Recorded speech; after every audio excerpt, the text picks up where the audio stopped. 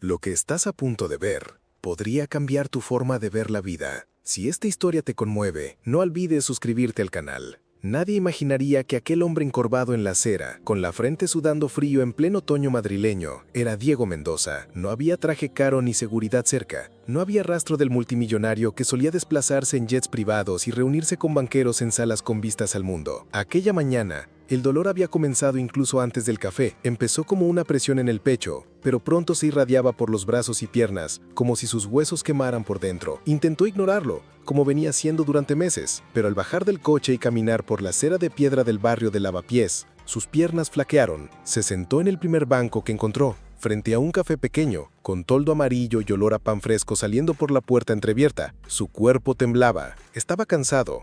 Más que cansado, estaba exhausto de vivir así, rico pero sin ningún control sobre sí mismo. Fue entonces cuando sintió una mano en el hombro. No era firme ni invasiva, era un toque leve, casi como si pidiera permiso para estar allí. Diego no escuchó ninguna palabra, solo giró la cabeza despacio y vio a una mujer joven, con delantal negro y ojos cansados, que le ofrecía un vaso de agua. Apenas tuvo tiempo de agradecer, porque en el instante en que ella tocó su hombro, el dolor desapareció. No disminuyó, desapareció como si nunca hubiera existido. Quedó paralizado. El sudor se secó, la respiración se desaceleró. Por unos segundos no entendía lo que pasaba. La miró como quien ve a un fantasma, y ella solo dijo que quizá fue una coincidencia. Quizá fue el susto, murmuró con una sonrisa tímida antes de volver al interior del café, como si no hubiera hecho nada especial. Al día siguiente, Diego se despertó con el mismo dolor que lo perseguía desde hacía meses. Era como si el alivio del día anterior hubiera sido un sueño, una tregua momentánea en un campo de batalla constante. Pero ahora había una diferencia. No podía dejar de pensar en la mujer del café, aquella mano en el hombro, aquella mirada tranquila, la forma en que simplemente volvió al trabajo como si no hubiera borrado un dolor que ningún médico pudo diagnosticar. No creía en milagros, nunca creyó, pero tampoco era tonto. Sabía que algo extraño había pasado y cuando el dolor se intensificó cerca del mediodía, mandó al conductor que lo llevara de vuelta a ese café. No dijo nada en el camino, solo apretaba el respaldo del asiento con fuerza, como si el cuerpo le advirtiera que aquello era urgente. Cuando llegó, ella estaba limpiando una mesa en la acera, con un paño húmedo y expresión serena. Lo vio acercarse, pero no mostró sorpresa. Era como si ya supiera que él volvería. Se paró frente a ella, y no pudo decir mucho, solo la miró, y preguntó con voz rasposa, «¿Qué me hiciste ayer?». Ella desvió la mirada, respiró hondo, y se limpió las manos en el delantal. Tardó un poco en responder. Dijo que no sabía explicarlo bien, que no era un truco, y que debía irse, pero él insistió. Dijo que necesitaba eso, que pagaría, que haría lo que fuera necesario. Fue entonces cuando ella lo miró directamente a los ojos y dijo una frase que lo marcó. «No soy tu cura, solo te recordé que aún tienes la oportunidad de sanar». Él no entendió, y fue entonces cuando contó por primera vez que tenía un don, y que cada vez que lo usaba, perdía un poco de sí misma. Diego no sabía qué hacer con esa información. Parte de él quería creer que era una locura, que aquella mujer sufría delirios místicos o algo así, pero otra parte, la que sintió el dolor desaparecer como humo, sabía que no era invención, y más aún, algo en la forma en que hablaba, con tanta calma y verdad en los ojos, hacía parecer todo más real que cualquier informe médico que había leído. Carmen, como se presentó allí por primera vez, explicó sin rodeos que no curaba enfermedades como quien receta un medicamento. Era un proceso extraño sin reglas. A veces funcionaba, a veces no, y siempre tenía un costo. Después de cada curación, se sentía más débil, con dolores de espalda, mareos, agotamiento, como si la energía que sacaba del dolor ajeno pasara a vivir en ella por un tiempo. Por eso no lo hacía frecuentemente. Había pasado la vida siendo vista como un milagro ambulante, y eso destruyó todo lo que era por dentro. Lo que no dijo, pero Diego empezó a notar con el tiempo, era que había mucho dolor oculto en ese silencio. Carmen no se hacía la mártir, ni se presentaba como una especie de santa humilde. Solo estaba cansada, mucho más cansada de lo que parecía. Dijo que venía de Andalucía, de un pueblo pequeño, donde desde niña la llevaban de casa en casa para tocar a gente enferma. Todos esperaban que resolviera lo que la medicina no podía, y cuando no pudo curar a su padre, que murió de cáncer de hígado, la gente dejó de verla como un don y empezó a tratarla como una fraude. Huyó a Madrid intentando escapar de la idea de que debía algo al mundo. Quería ser solo una persona común, ganándose la vida con trabajo sencillo.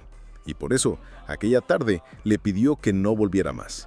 Dijo que no tenía nada que ofrecerle. Pero Diego, diferente de todos los que habían pasado por su vida, no pidió más milagros. Solo dijo, «Si quieres ayudarme, no cures nada más hoy, solo toma un café conmigo». Carmen aceptó, pero con una resistencia visible en el cuerpo. Se sentaron en la última mesa del salón, cerca de la ventana que dejaba pasar una luz suave del atardecer. Ella trajo 2 cafés cortos, servidos sin azúcar, y quedó en silencio por un tiempo observando la calle. Diego no forzó la conversación. Estaba acostumbrado a controlar reuniones, liderar decisiones, negociar acuerdos millonarios, pero allí sentía que solo necesitaba estar presente. Poco a poco, ella se fue abriendo. Dijo que no confiaba en gente rica, que aprendió temprano que el dinero casi siempre venía acompañado de abuso, prisa o promesas falsas.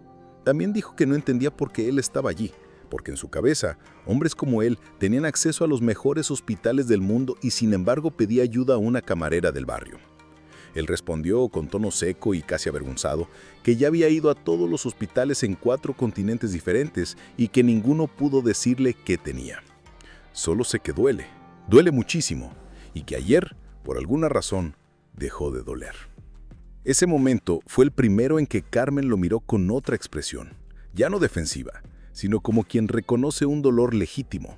Fue entonces cuando entendió que él no buscaba milagros, estaba simplemente perdido. Y quizá por primera vez desde que huyó de casa, sintió que no necesitaba esconder quién era. Pero estableció límites. Dijo que aceptaría ayudarlo otra vez, pero solo hasta donde pudiera aguantar. Y que si realmente quería entender qué le pasaba, tenía que ir más allá del cuerpo. Tenía que mirar hacia adentro con valor. Fue una conversación extraña, torpe pero sincera. Cuando Diego salió de ese café esa noche, no estaba curado, pero algo en él ya había cambiado. No era físico. Era como si, después de tanto tiempo, alguien finalmente lo hubiera visto más allá de su cuenta bancaria, su apellido y sus acciones en bolsa. Y eso, de una manera que no sabía explicar, había empezado a aliviar su dolor también. En los días que siguieron, Diego comenzó a volver al café con frecuencia, a veces con dolor, otras solo por la presencia de ella. Carmen poco a poco le fue dejando entrar en la rutina del lugar. Le enseñó a usar la máquina de café, le pidió que barriera el salón al final de la tarde, se rió cuando él tiró una bandeja entera de vasos. Era como si volviera a ser un ser humano común dentro de ese lugar, y eso para él era novedad. El mundo en que vivía estaba hecho de cifras, reuniones cerradas y un ritmo en el que no había espacio para tropezones. En La vida es bella, tropezaba todo el tiempo y a nadie le importaba. Fue en ese escenario improbable donde comenzó a sentirse vivo otra vez. El dolor venía, sí, pero cada vez que ella tocaba su brazo o ponía la mano en su espalda, no era solo alivio físico lo que llegaba, era otra cosa, una especie de acogida, un recuerdo silencioso de que no tenía que vencerlo todo solo. Un día, mientras limpiaban el mostrador juntos después del cierre, Diego le preguntó a Carmen cuál era su mayor sueño. Ella dudó, encogió los hombros como quien ya ha olvidado soñar, pero él insistió, y solo después de un largo silencio respondió: quisiera abrir un lugar donde las personas pudieran sanar, pero de verdad, no esperando milagros, sino aprendiendo a cuidar de sí mismas, de lo que sienten, de lo que llevan por dentro. Habló de ese lugar con ojos distantes, como quien ya lo ha dibujado 1000 veces en su cabeza. Y fue entonces que Diego tuvo la primera idea concreta en mucho tiempo. Ya no sabía si era empresario, si solo era un enfermo, o si simplemente estaba huyendo de su propia soledad. Pero sabía que quería ver ese sueño de ella hecho realidad. Dijo que estaba dispuesto a financiarlo todo sin pedir nada a cambio, pero ella fue firme, solo aceptaría si fuera un proyecto de ambos. Sin su nombre, sin control, sin deuda emocional. Si vamos a construir esto, tiene que ser de verdad, tiene que venir desde adentro. Comenzaron despacio. Los fines de semana visitaban espacios abandonados en las afueras de Madrid, buscando un lugar que pudieran transformar.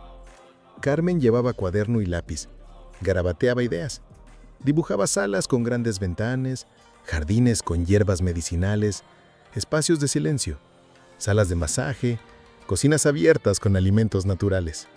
Diego escuchaba más de lo que hablaba. Algo raro en él. Pero es que allí, en esa aventura, no sabía mucho y, curiosamente, eso lo aliviaba. Por primera vez en la vida, no tenía que tener todas las respuestas. Era Carmen quien guiaba, y él se dejaba llevar. Paralelamente, empezaron a estudiar juntos. Terapias alternativas, meditación, prácticas de sanación orientales y africanas. No porque él creyera en todos, sino porque quería entender, quería conectar. Y cuanto más aprendía, más se daba cuenta que su dolor quizá tenía menos que ver con el cuerpo y más con el vacío que llevaba desde hacía años. La transformación no ocurrió de la noche a la mañana. Hubo recaídas, noches sin dormir, crisis de miedo. Carmen también tuvo momentos difíciles. El peso del pasado, el miedo a volver a estar sobrecargada, la sensación de estar exponiéndose demasiado. Pero entre esos altibajos, comenzaron a construir algo que iba más allá del proyecto. Era una convivencia honesta, sin máscaras. Diego, que antes no confiaba en nadie, empezó a preguntar cómo estaba ella antes de hablar de sí mismo. Y Carmen, que siempre quiso pasar desapercibida, comenzó a aceptar ser vista de verdad. Cuando inauguraron el centro, un año después, fue un domingo soleado. No hubo fiesta, ni celebridades ni prensa, solo gente común. Ancianos del barrio, madres con hijos en brazos, personas que buscaban paz aunque no supieran exactamente qué significaba eso. Y fue ese día cuando Diego se dio cuenta de que hacía semanas que no sentía dolor. No quiso preguntarle a Carmen por qué, pero ella, sonriendo, susurró: «Solo necesitabas recordar quién eras». En los meses siguientes a la apertura del centro, Diego no solo se mantuvo presente, se volvió una parte esencial del funcionamiento del lugar. Lavaba vasos, organizaba agendas, recibía a la gente con una sonrisa sincera, ese tipo de sonrisa que nunca había dado en una sala de reuniones. Empezó a conversar con los visitantes, a escuchar historias de vida, a ofrecer una silla y un té caliente a quien llegaba ansioso. Y cuanto más escuchaba a los demás, más entendía de sí mismo. Un día lo encontraron sentado en el jardín, solo, mirando al cielo con expresión serena. Él dijo que estaba bien, así de simple: «Estoy bien». Y por primera vez, esas palabras no vinieron de un ejecutivo tratando de mantener la pose. Vinieron de un hombre en paz. Y fue ese día cuando dijo en voz baja pero firme: «Carmen, te amo. Y no por todo lo que me diste, sino porque me recordaste lo que yo podía hacer». Ella quedó en silencio por unos segundos. Preguntó si él la seguiría amando, si algún día perdiera el don, si envejeciera, se cansara, se volviera común. Y él respondió sin dudar: «Nos sanamos juntos. Y si tú olvidas quién eres, yo te lo recuerdo, como tú hiciste conmigo». La respuesta no fue romántica al estilo de las películas. Fue real, casi dura, pero llena de verdad. Y fue suficiente. Años después, Diego vendió toda su participación en la empresa, creó una fundación que financiaba tratamientos para quienes no podían pagar y pasó a vivir en el piso de arriba del centro con Carmen. No buscaba reconocimiento, no daba entrevistas, solo quería estar allí, formando parte. Hoy suele decir que la mayor cura que recibió no fue en el cuerpo, sino en su manera de vivir. No aprendió a librarse del dolor, aprendió a mirarlo, entender lo que quería decir y dar un paso diferente,